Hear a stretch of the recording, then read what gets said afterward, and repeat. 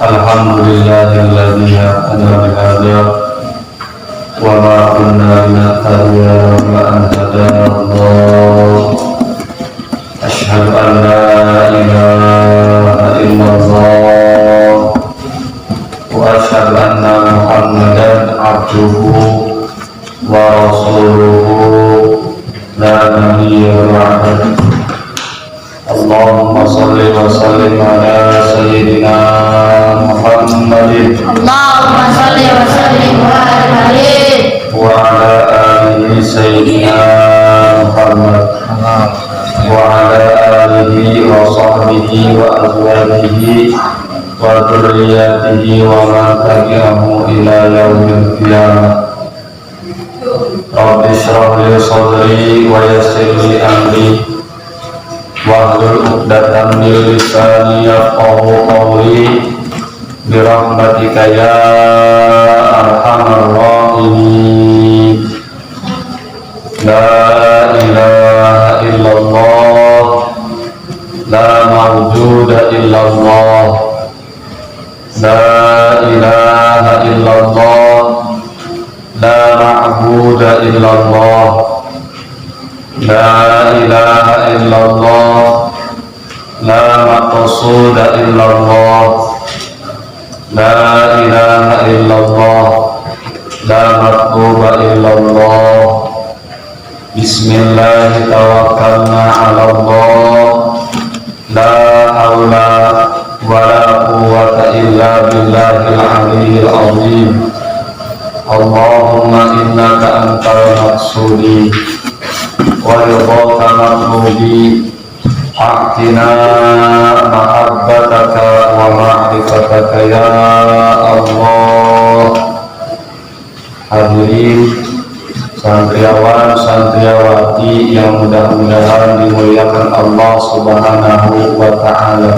amin. Alhamdulillah, pada kesempatan malam hari ini yang bertepatan dengan malam Jumat, kita masih bisa berkumpul bermuajahah dalam rangka riyadhah malam Jumat, yang mana riyadhah ini isinya diisi dengan pembacaan surat Yasin, pembacaan sholawat, zikir, tahmid, tahlil, tahmid dan sebagainya. Salawat teriring salam mudah-mudahan selalu tercurahkan kepada baginda alam, yakni habibana wa nabiyana Muhammadin. Allahumma salli wa sallim wa barik. Mudah-mudahan kita diaku menjadi umatnya Kanjeng Nabi Muhammad sallallahu alaihi wasallam. Hadirin santriawan santriawati yang mudah-mudahan dimuliakan Allah Subhanahu wa ta'ala.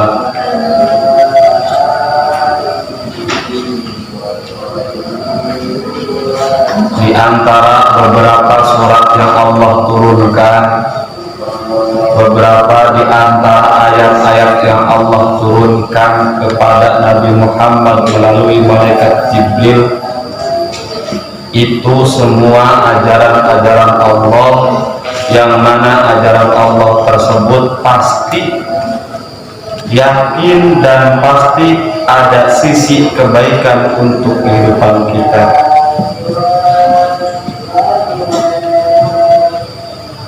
Di antaranya isi Al-Quran adalah sebagai basyir wa nadhir, pemberi kabar gembira dan pemberi kabar yang tidak gembira,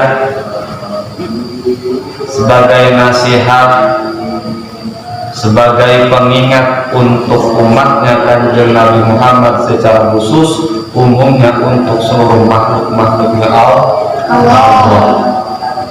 Di antara surat-surat dari Al-Quran yang berjumlah 114,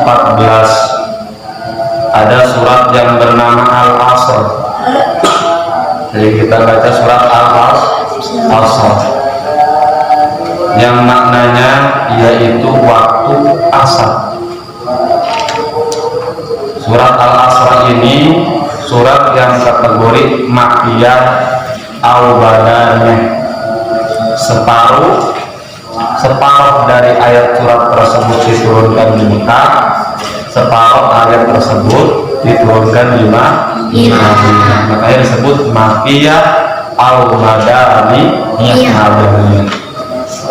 Kata Allah, wal asri, demi masa. Allah bersumpah dengan makhluknya yang bernama waktu asar. Ad-dahri, masa. Allah bersumpah dengan makhluknya yang bernama masa. Kenapa waktu asar ini dijadikan sumpah oleh Allah? Ternyata di antara hikmahnya Allah bersumpah dengan masa,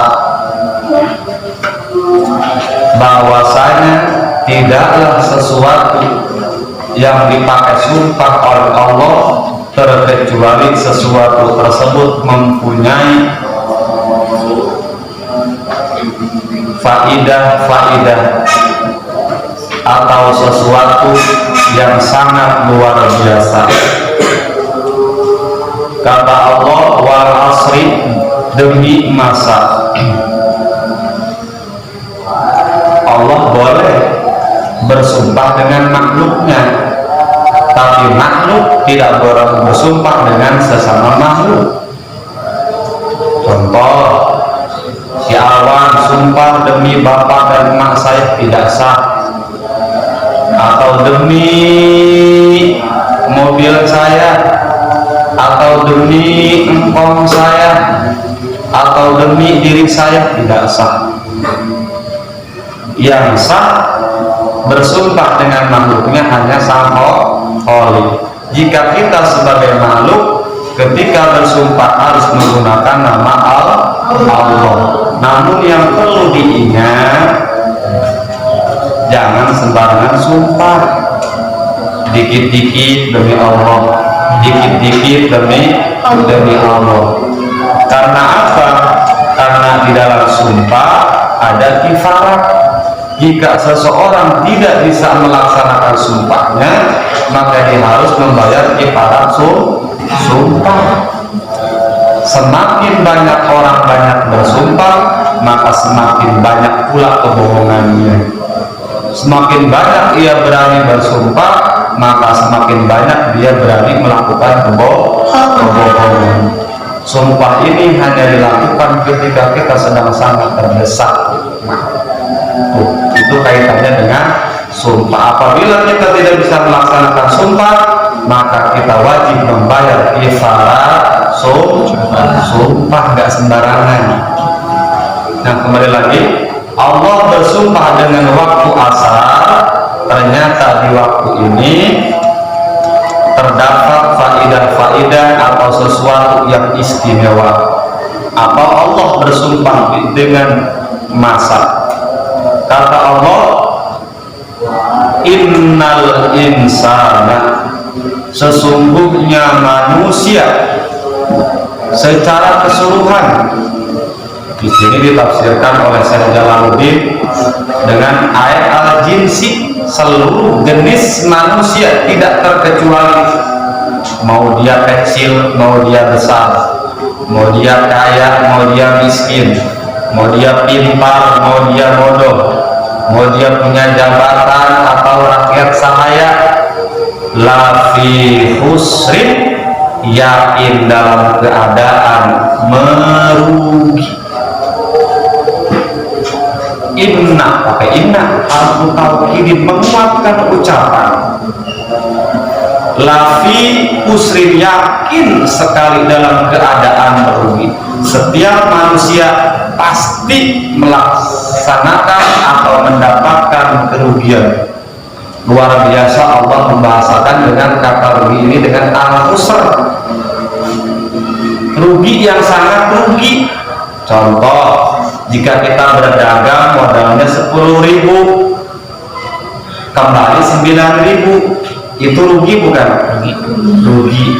Tapi mending ruginya, kehilangannya cuma 1.000. Kalau kita dagang modal 10.000, kembali cuma 7.000, rugi nggak? Rugi, tapi masih mending modalnya ada 7.000. Kita hanya rugi waktu, hanya rugi tenaga, hanya rugi 3.000. Namanya Husein di sini, ruginya di sini modal 10.000, nggak balik 1 perak kaca. Udah mah capek, tenaganya habis, waktunya habis, rugi modal, balik nggak balik. Itu namanya khusr. Kalau diistilahkan dengan bahasa rugi, yang lebih rendah daripada rugi apa? Amsyong. Rugi mah masih ada. Kalau amsyong apa? Bangkrutnya bangkrut banget. Nah, kata Allah, innal insana lafi khusrin, sesungguhnya seluruh manusia, insan manusia itu semuanya amsyong, rugi, yang sangat rugi. Tapi kata Allah, tidak akan rugi kecuali 4 orang. Seluruh manusia tadi akan merasakan kerugian kecuali 4 golongan. 1, illalladzina amanu, terkecuali orang-orang yang beriman. Orang yang beriman tidak akan merasakan kerugian, baik dia hidup di dunia ataupun dia sudah kembali ke akhirat. Orang iman gak bakalan rugi. Karena apa? Karena waktu selama dia hidup di dunia, waktunya dipergunakan dengan sebaik-baiknya. Minimal dia beriman kepada Allah, mentauhidkan kepada Allah, mengimani Allah, mengimani Rasulnya, mengimani pula ajaran-ajaran dari Allah dan ajaran-ajaran dari Rasul. Nah, orang beriman tidak akan merugi ketika dia hidupnya di dunia atau dia sudah kembali ke dalam alam akhirat. Tidak rugi. Karena apa? Setiap manusia itu diberikan modal. Modalnya apa? Umur. Modalnya apa? Usia. Itu merupakan suatu modal. Allah berikan tuh masa, Allah berikan tuh waktu, modal. Abid, saya berikan kamu modal supaya kamu bahagia di dunia dan di akhirat. Apa modalnya? Umur, usia. Pergunakanlah usiamu dengan sebaik-baiknya. Nah, orang yang rugi tadi, 1 yang tidak akan rugi adalah orang yang beriman. Karena orang yang beriman tidak akan rugi. Karena apa? Karena dia sudah menjalankan tugas-tugas dari Tuhannya. Apa tugas dari Tuhannya untuk manusia? Beribadah kepada Allah. Tiada lain untuk beribadah kepada Allah. Karena kata Allah di dalam surat yang lain, dalam ayat yang lain mengatakan, wa ma khalaqtul jinna wal insa illa liya'budun. Tidaklah aku ciptakan jin dan manusia terkecuali 1 tujuannya, untuk beribadah kepada diri. Bakalan rugi orang beriman. Yang kedua, wa'amilus sholihat. Orang yang gak bakalan rugi adalah yang mengerjakan pekerjaan baik, amal-amal soleh. Apa sih amal soleh? Soleh itu menurut bahasa Arabnya fakut, bagus. Nah, orang yang mengerjakan amal soleh, nah orang tersebut tidak akan merugi ketika dia hidup di dunia. Karena apa? Karena umurnya dipergunakan dengan sebaik-baiknya, mengerjakan amal-amal baik. Ingat, amal soleh itu bukan hanya sholat. Amal soleh bukan hanya baca Al-Quran. Itu mah sudah pasti. Sholat sudah pasti amal soleh, baca Quran sudah pasti amal soleh, mengaji sudah pasti amal soleh. Namun ada amal soleh Contoh, seorang anak berbakti kepada orang tua, itu pun termasuk amal soleh. Seorang santri, baik santri putri ataupun santri laki-laki, berkhidmat kepada gurunya, itu pun termasuk amal soleh. Si Goyor dengan si Abin menjaga tali silaturahmi, saling bantu membantu ketika di antara salah satunya ada kesusahan, saling bantu. Ketika salah satunya ada kesenangan, saling bahagia, itu merupakan amal soleh, bukan hanya haji. Makanya selama kita hidup di dunia, kita nabung. Apa nabungnya? Dengan melaksanakan amal-amal soleh. Supaya apa? Supaya kita tidak menjadi manusia yang rugi. Karena orang yang tidak bisa mengatur waktunya, dia termasuk orang yang rugi. Karena apa? Setiap orang itu dikasih modal oleh Allah sama, waktunya sama. Contoh, si Epan sama si Ucok sama-sama umurnya sama, tapi kok si Epan mah pinter ngajinya, si Ucok mah tidak. Padahal modalnya dikasih sama Allah, otak cerdas. Artinya cerdas itu nggak gila. Kok satu mah pinter, satu mah tidak bisa? Jawabannya apa? Karena di antara salah satu dari dua mereka ini bisa memanfaatkan waktu. Dan orang yang bisa memanfaatkan waktu, tadi kembali lagi, tidak akan merugi. Sama-sama makan nasi, sama-sama berumur, sama-sama bernafas, sama-sama bisa nafas. Kok dia mau begitu, saya mau begini? Bukan salahkan keadaan, tapi salahkan dirimu. Karena kenapa? Engkau tidak mempergunakan modal yang diberikan Allah dengan sebaik-baiknya. Tuh. Yang ketiga, orang yang tidak akan rugi adalah wa'awasaw bilhaq, yaitu saling menasehati bilhaq dengan keimanan. Nasihat, saling nasihati, saling mengingatkan. Jika di antara salah satu melanggar hukum Allah, saling ingatkan. Menjalankan hak itu apa sih? Kebenaran yang tidak bisa dibantah. Hukum Allah turunkan, jalankan dengan sebaik-baiknya. Nah, melaksanakan semua amal soleh semuanya harus membutuhkan ilmu. Gak bisa kita sholat asal sholat, gak bisa kita ngaji Quran, baca Quran asal baca, gak bisa kita sholat asal sholat ada ilmunya. Bagaimana cara takbir, bagaimana cara ruku, bagaimana cara supaya kita sholat kaki kita harus ada ilmunya. Sebelum sholat harus bersih dari hadas dan najis, ada ilmunya. Cara menghamba beribadah kepada Allah ada ilmunya. Sama baca Quran pun ada ilmunya. Karena setiap sesuatu itu pasti butuh ilmu. Baca Quran butuh ilmunya apa? Ilmu tajwid.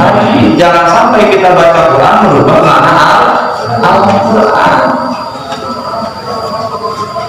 Kita diberikan waktu untuk belajar, maka belajarlah ilmu Al-Quran. Itu termasuk orang-orang yang bisa memanfaatkan waktu dan dia tidak akan merugi.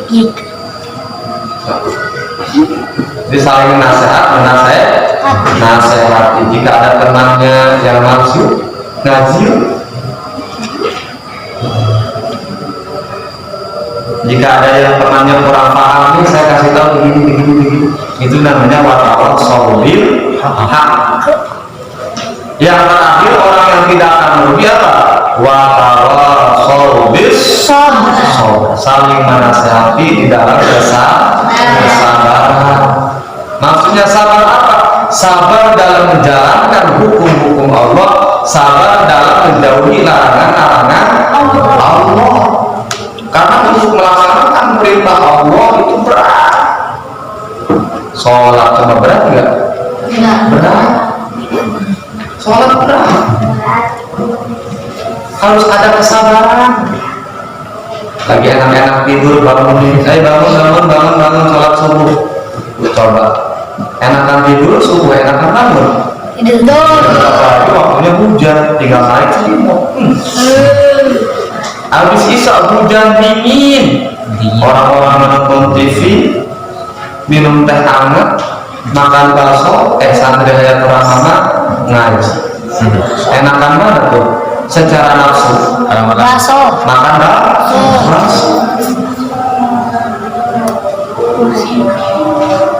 Ngaji melaksanakan perintah bukan? Ketaatan bukan? Berat tidak? Nah, berat itu harus butuh kesabaran. Sama ketika kita menjauhi larangan Allah pun berat, harus membutuhkan kesabaran. Gak enak, namanya taat itu gak enak, pahit, tapi berbuat manis. Tapi melaksanakan kemaksiatan awalnya manis, berbuat pahit. Contoh, orang yang berbuat kebaikan itu diibaratkan minum jamu. Jamu rasanya pahit apa? Pahit. Tapi kira-kira kalau orang sudah minum jamu, badannya seger nggak? Seger. Berakit-rakit dahulu, bersenang-senang kemudian. Iya. Sabar, harus sabar. Ketika mondok gak betah, sabar. Nanti suatu saat kamu bakal keluar. Tuh. Minum sirup enak. Minum sprite enak. Tapi kira-kira kalau orang sering-sering minum sirup, minum apa, sprite gak ada dari penyakit apa tidak? Tuh, melaksanakan kebaikan itu diibaratkan minum jamu, awalnya yang berakhir bahagia. Orang yang melaksanakan kemaksiatan awalnya manis, akhirnya pahit. Mudah-mudahan kita tidak termasuk orang-orang yang merugi. Caranya gimana? Satu, iman kepada Allah dengan sebenar-benarnya. Iman kuatkan di dalam hati. Yang kedua, melaksanakan perbuatan baik atau amal soleh. Yang ketiga, saling menasihati akan kebenaran. Yang keempat, saling menasihati dalam kesalahan. Insya Allah orang empat golongan ini tidak akan merugi ketika dia hidup di dunia ataupun dia hidup di akhirat. Karena semua manusia sekali lagi diberikan modal yang sama. Apa modalnya? Usia. Maka pergunakanlah usia dengan sebaik-baiknya. Karena di dalam usia, karena di dalam masa terdapat sesuatu yang sangat luar biasa, sehingga Allah bersumpah dengan apa? Dengan usia, dengan waktu dan waktu asal. Mudah-mudahan kita tidak termasuk orang-orang yang merugi. Amin ya rabbal alamin. Selanjutnya, kembali kita khusyuk hati kita dan tengok ini, memohon bermunajat kepada Allah Subhanahu wa taala. Ya Allah, ampuni dosaku, ampuni dosa ayah dan bunda aku ya Allah. Ya Allah, jadikanlah kami anak yang soleh dan solehah, yang bisa membanggakan kedua orang tua baik di dunia ataupun di akhirat. Ya Allah, jadikanlah kami anak yang soleh yang solehah, yang bisa menyelamatkan orang tuaku di dunia ataupun di akhirat. Ya Allah, ubahlah akhlakku, perilakuku dari perilaku yang tidak baik menjadi perilaku yang baik, dari yang tadi akhlak kami jelek menjadi akhlak yang baik. Amin ya rabbal alamin. Selalu kita doakan pula guru-guru kita, mudah-mudahan selalu istiqomah, dimudahkan segala urusannya, dimanfaatkan ilmunya. Kita doakan pula muslimin muslimat, wabil khusus kampung kita langsung Bedahan, umumnya seluruh warga Indonesia dari Sabang sampai Merauke, para ustadz-ustadznya, para penasihatnya, para santri-santrinya seluruh Indonesia. Kita doakan mudah-mudahan selalu istiqomah. Pemimpin kita doakan mudah-mudahan aman dari tingkat RT sampai tingkat presiden, sehingga menjadikan negara kita negara yang barakun betul maupun. Dan mudah-mudahan musibah ini, bala ini cepat-cepat diangkat oleh Allah Subhanahu wa taala, kita bisa beraktivitas seperti semula kembali. Amin ya rabbal alamin. Rasulullah